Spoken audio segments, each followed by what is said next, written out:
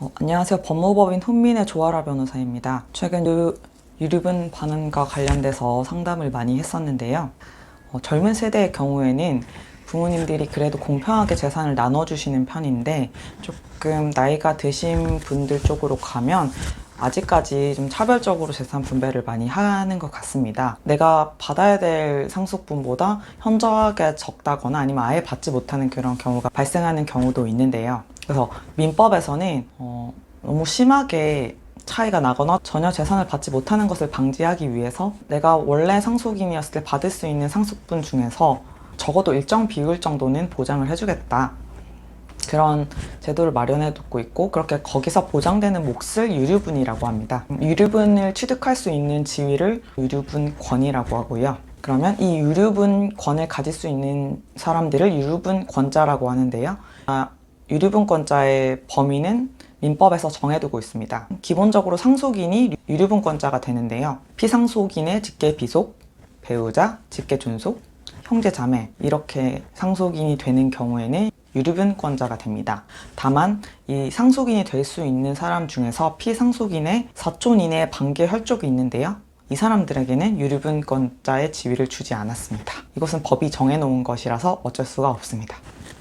그러면 이제 구체적으로 유류분 산정의 문제가 발생하는데요. 간단하게 말씀드리면 유류분 산정의 기초가 되는 재산에 나의 유류분 비율을 곱한 것, 이게 바로 유류분이 됩니다. 이렇게 하니까 잘 모르시겠죠? 먼저 유류분율은 민법에서 정해두고 있습니다. 직계비속과 배우자의 경우에는 법정상속분의 2분의 1이고요. 직계존속과 형제자매의 경우에는 법정상속분의 3분의 1이 됩니다. 이만큼은 보장을 해주겠다, 그런 의미가 되는 겁니다.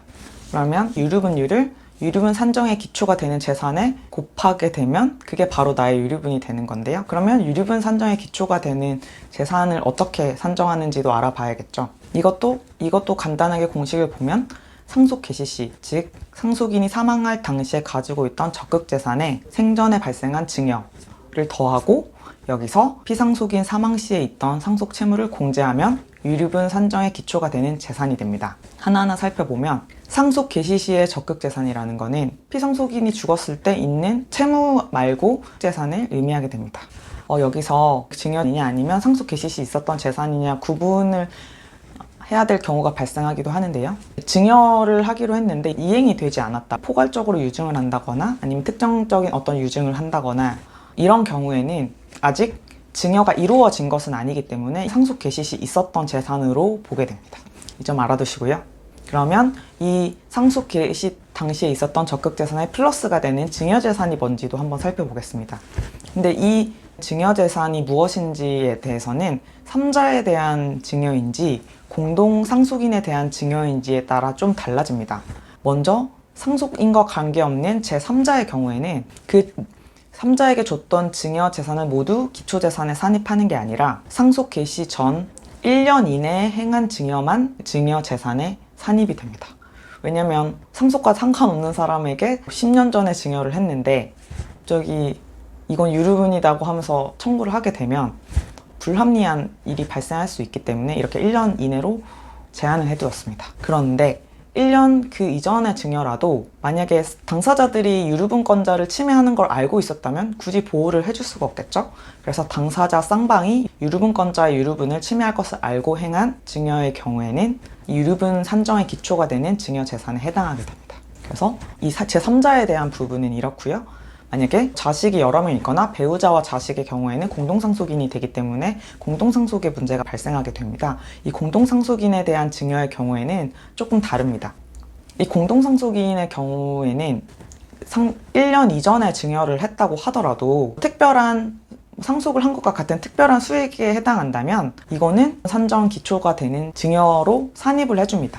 그러니까 유류분 제도라는 것이 상속인을 보호하려는 건데 자식 간에 차별을 해가지고 죽기 훨씬 전부터 한 자식한테만 계속 증여를 하면 이 유류분의 제도의 취지를 몰각하기 때문에 이런 식으로 해두는 것입니다. 그래서 특별한 수익에 해당한 공동상속인에 대한 증여는 1년 이전의 것이든 아니면 당사자 쌍방이 유류분권자를 해야 할 건지를 알았는지 몰랐는지와 상관없이 다 유류분 산정의 기초재산에 포함이 됩니다. 그러면 어떤 게 특별수익인지를 보면 부양을 위해서 지불한 금원이나 의례적인 선물이나 아니면 용돈 이런 것들은 사실 특별한 수익이라고 보기는 어렵고요. 독립을 위한 자금 몇 천만 원에서 몇 억을 줬다.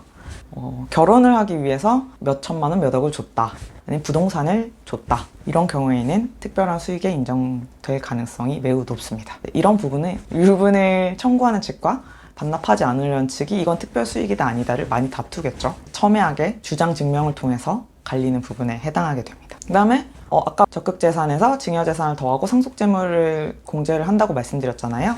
상속채무는 그 피상속인 사망 당시에 있던 공법상이든 사법상이든 모든 채무를 의미합니다. 정리를 하면 유류분 산정은 유류분 기초가 되는 재산의 유류분율을 곱하게 되는 것이고, 이 유류분 산정의 기초가 되는 재산은 상속 개시 시에 있던 적극재산 플러스 증여 마이너스 상속채무가 되는 것입니다. 그런데 여기서 끝나는 게 아닙니다. 유류분 부족액을 산정을 해야 됩니다. 왜냐하면 이 유류분을 다 청구를 할 수 있는 게 아니라 부족액에 대해서 청구를 할 수 있고, 이걸 바로 유류분 반환 청구라고 합니다. 유류분이라는 것이 이만큼이 보장이 안 됐을 때 보장을 해주겠다는 것이기 때문에, 내가 상속은 적게 받았지만 유류분을 침해당하지 않았다면, 유류분만큼은 보장이 되었다면 유류분 반환 청구를 할 수 없게 되는 겁니다. 그래서 유류분 부족액을 산정을 하셔가지고 유류분 부족액이 플러스다, 이럴 때는 이제 청구가 가능하게 됩니다. 그러면 유류분 부족액 산정의 공식은 아까 저희가 계산한 유류분이 나오잖아요. 거기서 유증을 받거나 증여를 받거나 그 부분을 공제를 하고, 내가 받은 상속분이 있잖아요.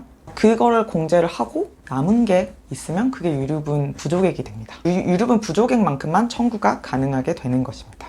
유류분 부족했을 때 청구가 가능하다고 말씀드렸고, 상대방은 당연히 내 유류분을 침해한 사람, 더 많이 가져간 사람, 제3자가 될 수도 있고 공동상속인이 될 수도 있습니다.